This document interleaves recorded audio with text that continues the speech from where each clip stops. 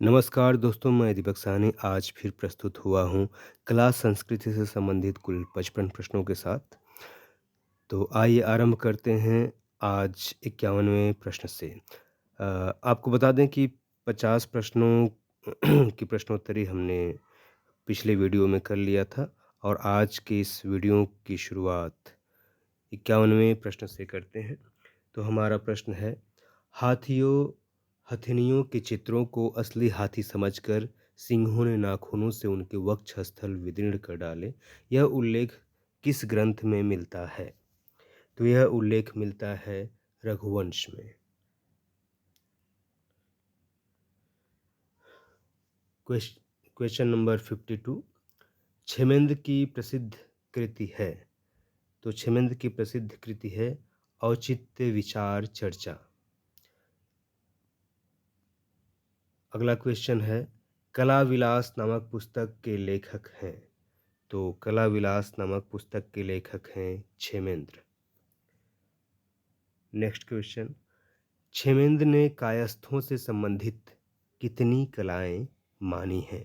तो क्षेमेंद्र ने कायस्थों से संबंधित कुल कितनी कलाएं मानी है? 16। क्षेमेंद्र ने धर्म, अर्थ, काम और मोक्ष से संबंधित कितनी कलाओं को माना है? तो कुल कितनी कलाओं को माना है इन्होंने? 32 अर्थात 32। अगला क्वेश्चन है, मानसोल्लास नामक ग्रंथ के रचयिता हैं। तो मानसोल्लास नामक ग्रंथ के रचयिता कौन है? सोमेश्वर। ये बहुत महत्वपूर्ण क्वेश्चन है और ये अक्सर पूछा जाता है। मानसोल्लास, गीत गोविंद, अगला जो क्वेश्चन है ये भी बहुत ही इम्पोर्टेंट है। हालांकि जितने भी आप जितने भी मतलब प्रश्नों का उत्तर यहाँ दिया जा रहा है या जितनी भी प्रश्नोत्तरी कराई जा रही है सब अपने आप में महत्वपूर्ण है, तो आप सभी पर गौर फरमाएं। अगला प्रश्न है हमारा 57, गीत गोविंद किसकी रचना है? तो आप सभी को पता होगी कि गीत गोविंद जयदेव की रचना है। और क्वेश्चन नंबर 58, महाभारत के रचनाकार कौन है? तो ये भी आपको मालूम ही होगा, महाभारत के रचनाकार कौन है? महर्षि वेद व्यास। अच्छा, एक एक महत्वपूर्ण क्वेश्चन की चर्चा मैं करूंगा कि महाभारत का प्रारंभिक नाम क्या था? तो महाभारत का आरंभिक नाम था जय संहिता। ठीक है। कभी कभी ऐसा क्वेश्चन पूछा जा सकता है। और एक क्वेश्चन और आता है कि महाभारत से संबंधित खासकर RTGT PGT या नेट JRF में पूछा जाता है कि महाभारत का फारसी अनुवाद जो अकबर के समय में हुआ था उसका क्या नाम था? तो रज़्मनामा नाम से हुआ था। ठीक है, तो ये चीज़ें आप ध्यान रखिए। और आइए हम बढ़ते हैं 59वें नंबर के प्रश्न की तरफ। तो क्वेश्चन नंबर 59, महाभारत ग्रंथ का रचना काल माना जाता है। तो महाभारत ग्रंथ का रचना काल कब माना जाता है? 400 ईसा पूर्व माना जाता है। ठीक है। और अब हम क्वेश्चन नंबर 60 की बात करते हैं। महाभारत में राजकुमार अनिरुद्ध का चित्र किसने बनाया था? तो बताइए, महाभारत में राजकुमार अनिरुद्ध का चित्र किसने बनाया था? चित्रलेखा ने। देखिए, चित्र से संबंधित इनका नाम भी है, चित्रलेखा। अब प्रश्न संख्या 61, रामायण में उल्लेखित सीता की स्वर्ण प्रतिमा किस शिल्पी ने बनाई थी? रामायण में उल्लेखित सीता की स्वर्ण प्रतिमा किस शिल्पी ने बनाई थी? तो वो शिल्पी थे मय। मय नामक एक दानव थे। दानव कहा जाता है, जो भी हो। तो कहा जाता है कि रावण के दरबार में वो बहुत सारी मायावी चीज़ें वो बनाते रहते थे। तो रामायण में जब सीता का वर्णन आता है तो वहाँ पे मतलब सीता की प्रतिमा मय ने बनाई थी। ठीक है। और अब हम बात करेंगे क्वेश्चन नंबर 62, प्रश्न संख्या 62 की। तो प्रश्न संख्या 62 है, अष्टाध्यायी ग्रंथ के रचयिता कौन हैं? तो ये भी बहुत ही कॉमन क्वेश्चन हो चुका है। अष्टाध्यायी के रचयिता जो हैं वो पाणिनि हैं, ठीक है। तो 63 नंबर का क्वेश्चन है, आचार्य भरत मुनि ने किस ग्रंथ को लिखा है? तो जो आर्ट एंड कल्चर से रिलेट करते हुए स्टूडेंट्स हैं या फिर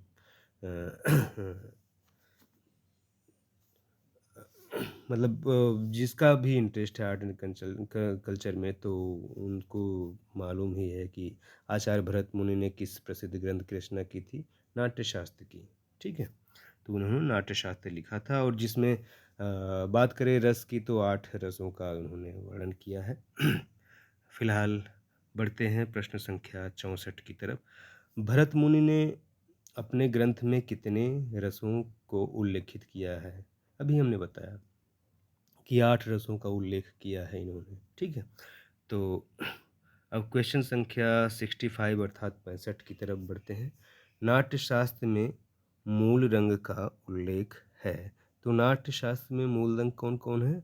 लाल, पीला, श्याम, ठीक है। तो लाल, पीला, श्याम रंग।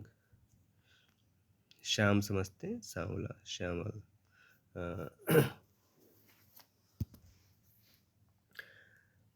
प्रश्न संख्या 66 यानी 66, मेघदूत एवं रघुवंश ग्रंथ के रचनाकार कौन है? तो ये भी मालूम होना ही चाहिए, नहीं मालूम है तो मैं हूँ ना बताने के लिए। कालिदास ने किया था इसकी रचना, ठीक है। इन ग्रंथों की रचना कालिदास ने किया था। कालिदास ने बहुत सारे ग्रंथों की रचना किया, मेघदूतम, रघुवंशम, कुमार संभवम, मालविकाग्निमित्रम, बहुत सारे ग्रंथों का उन्होंने रचना किया था, ठीक है। क्वेश्चन नंबर 67 अर्थात 67, प्राचीन भारतीय ग्रंथों में जीवन के कितने प्रयोजन बताए गए हैं? तो प्राचीन भारतीय ग्रंथों में जीवन के कुल कितने प्रयोजन बताए गए हैं? 4। जाहिर सी बात है भाई, धर्म, अर्थ, धर्म, काम, अर्थ, मोक्ष, इन्हीं की प्राप्ति बताया गया है, ठीक है। एक श्लोक भी है, आपने पढ़ा ही होगा, कलानाम प्रवरम चित्रम धर्म कामार्थ मोक्षदम।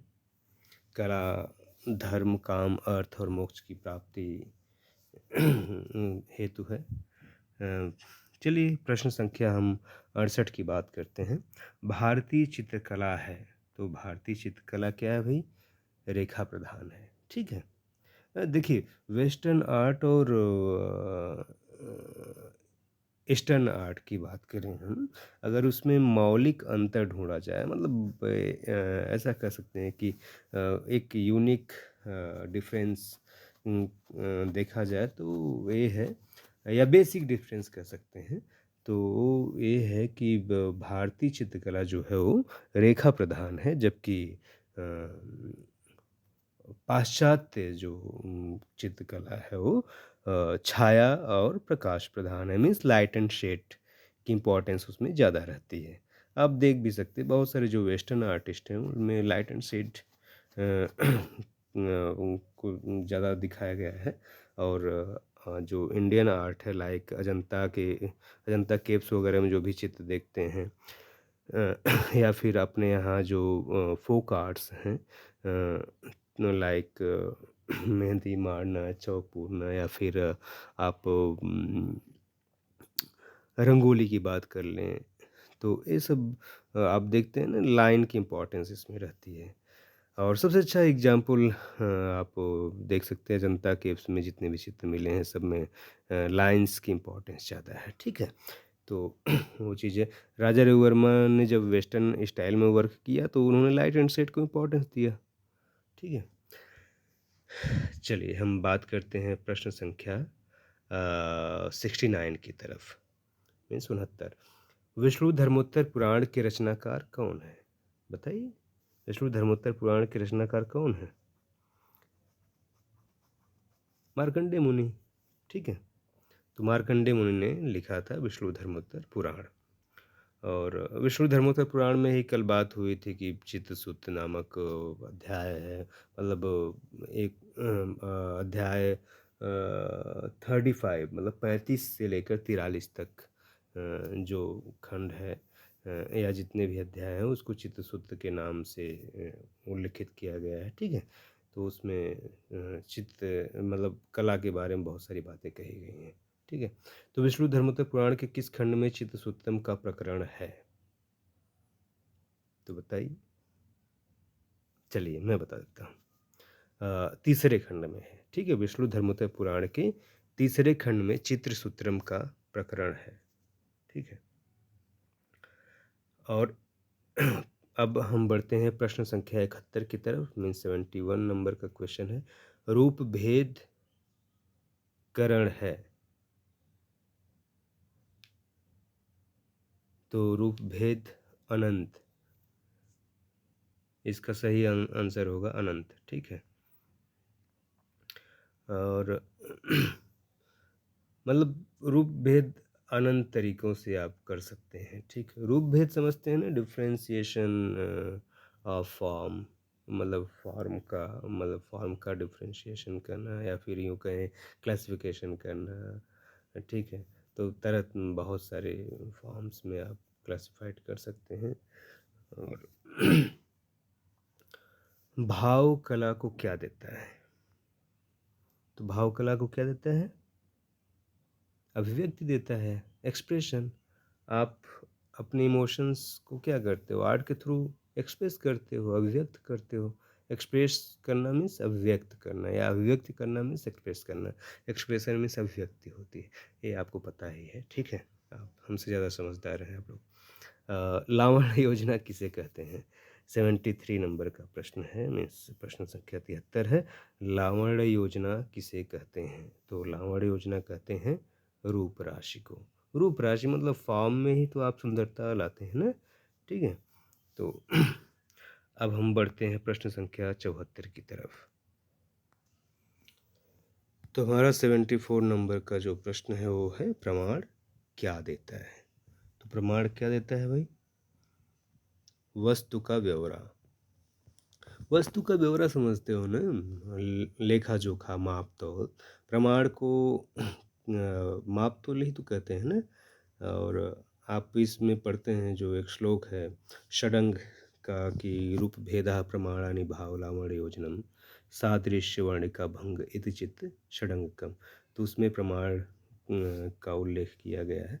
प्रमाण मीन्स माप तोल करना। ठीक है, तो वो वस्तु का ब्यौरा देता है, मतलब वस्तु की डिटेलिंग देता है कि किस प्रोपोर्शन में कौन सी चीज़ें होनी चाहिए। ठीक है, आप जैसे आप फॉर एग्जांपल आप एक ह्यूमन फिगर ही ड्रॉ करते हैं, तो उसमें आपको ध्यान रखना होगा कि फेस से मेजरमेंट करते हैं ना, कि कितने मतलब कितनी लंबाई होनी चाहिए स्टैंडिंग फिगर की, या फिर सिटिंग पोज में है तो कितना होना चाहिए, या फिर आप शोल्डर टू शोल्डर मेजर करते हैं कि टू फेस के इक्वल होना चाहिए। इस तरह से बहुत सारे मापतोल बताए गए हैं। तो प्रमाण वस्तु का ब्यौरा देता है। ठीक है, सादृश्य, या देखिए लिखा गलत है, सादृश्य छोटा सा होना चाहिए। सादृश्य का क्या अर्थ होता है, तो सादृश्य का क्या अर्थ होता है, सादृश्य मतलब जैसा दिखाई देता हो। ठीक है, जस का तस बना देना, एज इट इज़ जिसको कहते हैं। तो अब तो आप बता ही सकते हैं कि सादृश्य का अर्थ क्या होता है। तो सादृश्य का अर्थ होता है आकृति में समानता। ठीक है, क्वेश्चन नंबर 76 अर्थात प्रश्न संख्या 76 की बात करते हैं हम। वर्णिका भंग क्या है, तो वर्णिका भंग क्या है, विविध वर्णों की सम्मिलित भंगिमा होना चाहिए, है ना। तो विविध वर्णों की सम्मिलित भंगिमा, वर्ण समझते ही हैं, रंग की बात हो रही है। ठीक है, और प्रश्न संख्या 77 मीन्स 77 नंबर का क्वेश्चन है, भारतीय चित्रकला की विशेषता है। तो भारतीय चित्रकला की विशेषता तो आप जानते ही होंगे, नहीं जानते हैं। ठीक है, मैं बता देता हूँ। तो भारतीय चित्रकला की विशेषता क्या है भाई, अंतःकरण की प्रेरणा। मतलब आप अपने अंतर्मन की सुनते हो ना, आप सेल्फ मोटिवेटेड रहते हो, मतलब जब आपके अंदर से कुछ बातें निकली तभी तो आप मतलब कुछ न कुछ कलाकारी करने के लिए प्रेरित होते हो, ठीक है? तो आपको इंस्पिरेशन कहाँ से मिलती है? आपके अंदर से मिलती है, अंतर आत्मा से मिलती है, इसी का अंतःकरण कहते हैं, ठीक है? तो भारतीय चित्रकला की विशेषता है अंतःकरण की प्रेरणा, ठीक है? और क्वेश्चन नंबर 78 अर्थात 78 नंबर का जो प्रश्न है वो है, प्रमाण की दृष्टि से कला आचार्यों ने कितने रूप बताए हैं? तो प्रमाण की दृष्टि से कला आचार्यों ने कुल कितने रूप बताए हैं? 5, ठीक है। प्रश्न संख्या 79 अर्थात 79, प्रमाण निर्धारण में ताल या इकाई क्या है? तो प्रमाण निर्धारण में ताल या इकाई क्या है? ताल एक सिर है, ठीक है। तो मतलब कहते हैं ना कितने ताल होना चाहिए स्टैंडिंग फिगर, जैसे आप कहा कहा गया है कि मतलब एक मतलब एक पैरामीटर सेट किया गया है कि स्टैंडिंग जो मेल फिगर होता है 7.5 होता है। तो 7.5 किसका होता है? ताल का होता है। ताल क्या होता है? फेस होता है, मतलब सिर के बराबर, ठीक है। आपके सिर के बराबर एक ताल होता है। तो यही चीज़ें हैं। प्रमाण निर्धारण में ताल या इकाई क्या है? ताल एक सिर है, मतलब एक सिर के इक्वल है, ठीक है। नेक्स्ट है 80 नंबर का जो प्रश्न है वो है, माइकल एंजेलो ने मानव देहाकृति को कितने भागों में बांटा है? बताइए। तो माइकल एंजेलो ने मानव देहाकृति को कितने भागों में बांटा है भाई? 8 भागों में बांटा है, ठीक है। 8 पार्ट में डिवाइडेड है एक human body according to Michelangelo. तो अब हम बात करते हैं प्रश्न संख्या 81 की तरफ। सिर को कितने भागों में बांटा गया है? तो सिर को बांटा गया है 4 भागों में, ठीक है। प्रश्न संख्या 82 अर्थात 82, आलंबन तथा उद्दीपन किसके भेद हैं? तो आलंबन और उद्दीपन कहाँ पढ़ते हैं और किसके भेद हैं? बताइए। विभाव के हैं ना। विभाव आप रस में पढ़ते हैं ना, भावानुभाव, संचारी भाव, संयोगादरस निष्पत्ति है, इस तरह का श्लोक है। खैर जब रस की बात करेंगे तो सिर्फ रस की ही बात करेंगे। तो आलंबन तथा उद्दीपन किसके भेद हैं? विभाव के। प्रश्न संख्या 83, विभाव के 2 भेद हैं, ठीक है। अनुभाव के भेद बताइए। क्या बात है, विभाव के भेद तो बता दिया इन्होंने, आलंबन तथा उद्दीपन है, तो अनुभाव के कितने भेद हैं बताइए? 4 भेद हैं, ठीक है। अनुभाव के कुल 4 भेद हैं। अब हम बढ़ते हैं प्रश्न संख्या 84 की तरफ।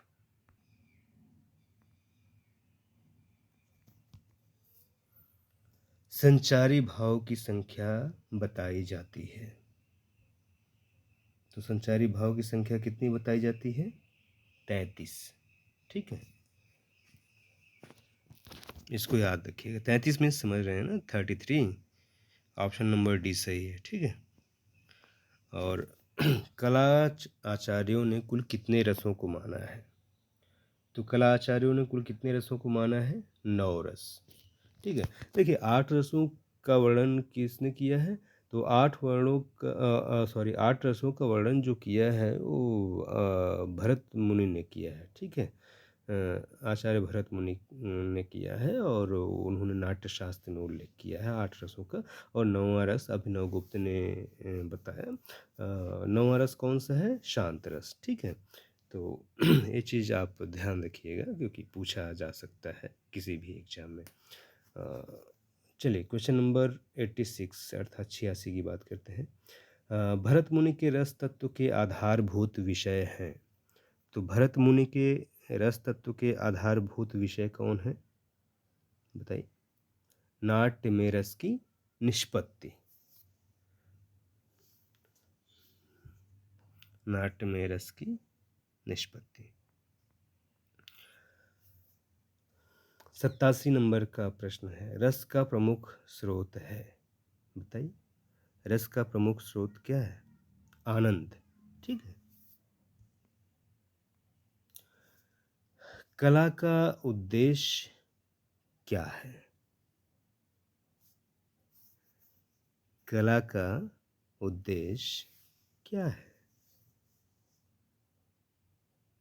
बताइए। सौंदर्य का सृजन। ठीक है।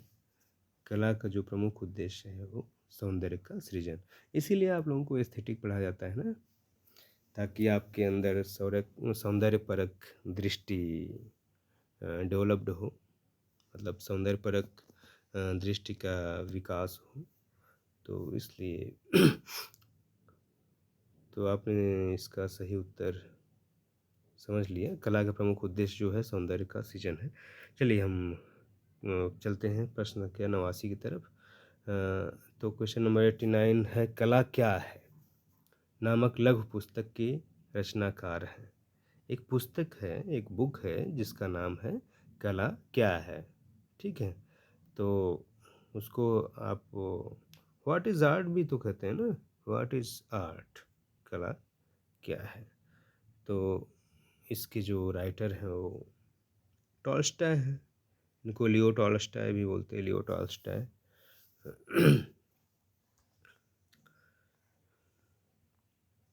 भरत मुनि का समय रहा। तो भरत मुनि का समय क्या था, मतलब किस टाइम पीरियड में भरत मुनि थे? तो इनका टाइम पीरियड था 300 ईस्वी। ठीक है। मतलब ऑप्शन नंबर बी सही है। ठीक है, 300 ईस्वी। नौवां रस का नाम बताइए। अभी हमने बताया है। ठीक है, कुछ देर पहले ही मैंने चर्चा किया। तो नौवां रस कौन सा है? क्वेश्चन नंबर 91 की बात हो रही है। तो नौवां रस है शांत रस। ठीक है, ऑप्शन डी सही होगा। वीर रस का स्थायी भाव क्या है? देखिए, आपको सभी रसों के स्थायी भाव भी याद होने चाहिए, क्योंकि पूछा जाता है, अक्सर पूछा जाता है। आप कोई भी कॉम्पिटिटिव एग्ज़ाम देते हैं तो पूछा ही जाता है, तो इसलिए आपको ध्यान रखना पड़ेगा। चलिए, तो वीर रस का स्थायी भाव क्या है?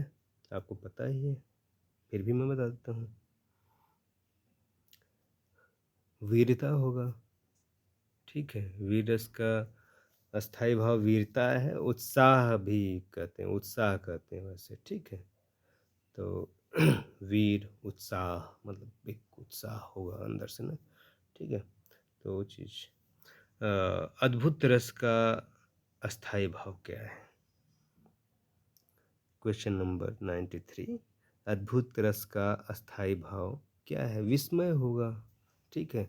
आश्चर्य जब होता है ना आपको, तो पहले क्या, आप किसी चीज़ को देखकर आप विस्मित होते हो, मतलब एक अचानक से आपकी लाइफ में कुछ भी इंसिडेंट घटित होती है, कोई भी घटना घटित होती है, तो उस आप एक्सपेक्ट नहीं किए होते हो कि ऐसा कुछ होगा, तो अचानक से कुछ घटित होता है तो आप आश्चर्यचकित हो जाते हो। ठीक है।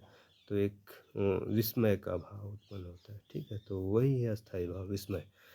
ठीक है। तभी तो कहते अद्भुत, अदम्य। चलिए, प्रश्न संख्या 94 की बात करते हैं। अभिनव गुप्त का प्रसिद्ध ग्रंथ क्या है? तो अभिनव गुप्त का प्रसिद्ध ग्रंथ क्या होगा भाई? उनके नाम से ही प्रतीत होता है कि उन अभिनव गुप्त का प्रसिद्ध ग्रंथ क्या होगा? अभिनव भारती। ठीक है, अभिनव भारती है। चलिए हम बात करते हैं प्रश्न संख्या 95 की। तो क्वेश्चन नंबर 95 है, ध्वनि सिद्धांत का प्रतिपादन किसने किया? ये भी महत्वपूर्ण प्रश्न है, ध्यान रखिएगा। तो इसका प्रतिपादन किया था आनंदवर्धनाचार्य ने। मीन्स ऑप्शन नंबर डी सही होगा। ठीक है, आनंद वर्धन दिया गया है यहाँ पे। ठीक है। तो इसका ध्यान रखिएगा। आनंदवर्धन का प्रसिद्ध ग्रंथ है ध्वन्यालोक। ठीक है, ऑप्शन नंबर ए, ध्वन्यालोक। और ध्वन्यालोक लोचन नामक टीका किस विचारक ने किया? हमने पिछली वीडियो में बताया है कि टीका क्या होता है, ठीक है। तो ध्वन्यालोक लोचन नामक टीका किस विचारक ने किया? तो इसका सही आंसर होगा अभिनव गुप्त ने। अभी बात हुई है ना, उन्होंने ध्वन्यालोक लिखा, फिर उसके बाद ध्वन्यालोक लोचन नामक टीका भी किया। और आनंदवर्धन के मतानुसार काव्य सौंदर्य की आत्मा है, तो काव्य सौंदर्य की आत्मा क्या होगी बताइए? रस होगी भाई, ठीक है। आनंदवर्धन के मतानुसार काव्य सौंदर्य की आत्मा क्या है? रस है। ध्वनि के कितने प्रकार हैं? प्रश्न संख्या 99 है। ध्वनि के कितने प्रकार हैं? तो 3 प्रकार हैं, ठीक है। अब आइए बढ़ते हैं प्रश्न संख्या 100 की तरफ। आनंदवर्धन ने किस ध्वनि को श्रेष्ठ कहा? तो आनंदवर्धन ने किस ध्वनि को श्रेष्ठ कहा? रस ध्वनि को। इन्होंने रस ध्वनि को श्रेष्ठ कहा। प्रश्न संख्या 101, रसदीप्त के रचनाकार हैं? तो रसदीप्त के रचनाकार हैं आनंदवर्धन। अब आइए बढ़ते हैं प्रश्न संख्या 102 की तरफ। कला के लिए कौन से 2 तत्व आवश्यक हैं? तो कला के लिए कौन से 2 तत्व आवश्यक हैं? आत्म तत्व और रूप तत्व, ठीक है। वही है यार, बॉडी एंड सोल, ठीक है। तो कला के लिए कौन से 2 तत्व आवश्यक हैं? आत्म तत्व एंड रूप तत्व। प्रश्न संख्या 103, कौन सी कला लोकप्रिय होने के कारण प्रमुख मानी जाती है? तो कौन सी कला लोकप्रिय होने के कारण प्रमुख मानी जाती है? चित्रकला, ठीक है। चित्रकला लोकप्रिय होने के कारण प्रमुख मानी जाती है। और Hegelian classification of fine arts में अगर मैं क्वेश्चन करूं कि हेगेल ने चित्रकला को किस नंबर पे मतलब रखा है, तो उन्होंने जो रैंकिंग किया है तो चित्रकला को किस नंबर पे रखा है? 3rd नंबर पे। फर्स्ट पे क्या थी? फर्स्ट पे थी म्यूजिक, नहीं, काव्य कला थी, पोएट्री, ठीक है। तो फर्स्ट पे उन्होंने काव्य कला को रखा, और सेकंड पे रखा उन्होंने संगीत कला को, म्यूजिक को, और थर्ड पे रखा चित्रकला को, फोर्थ पे उन्होंने बताया कि मूर्ति कला, और फिफ्थ पे वास्तुकला, मतलब सबसे निम्न श्रेणी का दर्जा दिया उन्होंने वास्तुकला में, जिसको स्थापत्य कला भी कहते हैं, आर्किटेक्चर भी कहते हैं, ठीक है। तो और सबसे ज़्यादा इम्पोर्टेंस दिया उन्होंने काव्य कला को, इसलिए उन्होंने प्रथम स्थान दिया। चलिए हम बात करते हैं कामसूत्र में चित्रकला को किस नाम से संबोधन किया गया है। तो कामसूत्र में चित्रकला को किस नाम से संबोधित किया गया है भाई? आलेख नाम से, ठीक है, आलेख।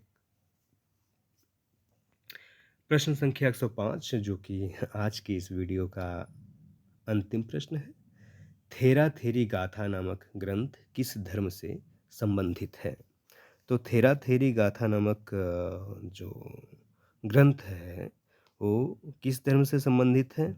तो वो है बौद्ध धर्म से, ठीक है।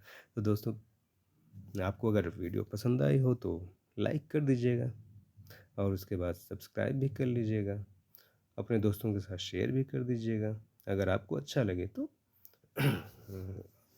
मैं वीडियो तो प्रोवाइड करता ही रहूँगा, अब मैं वचनबद्ध हूँ कि अब मैं डेली वीडियो में डालता रहूँगा, ठीक है।